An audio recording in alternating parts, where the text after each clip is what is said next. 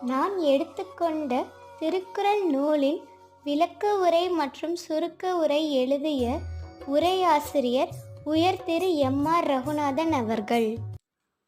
அறத்துப்பால் இல்லறவியல் அதிகாரம் 8 அன்புடைமை.